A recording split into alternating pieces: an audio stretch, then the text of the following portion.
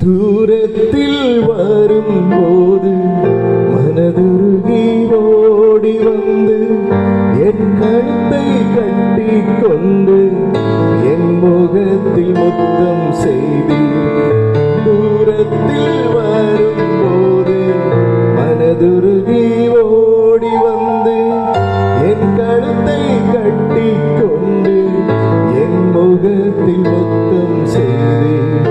உமக்கு விரோதமாக பாவம் செய்தேனே, உமக்கு விரோதமாக பாவம் செய்தேனே. பிள்ளை என்று சொல்லிக் கொள்ள பாத்திரனல்ல, உன் பிள்ளை என்று சொல்லிக் கொள்ள பாத்திரனல்ல. உங்க கிட்ட வந்து உம்மை பார்ப்பேன், உம் அருகில் வந்து உம்மை ரசிப்பேன்.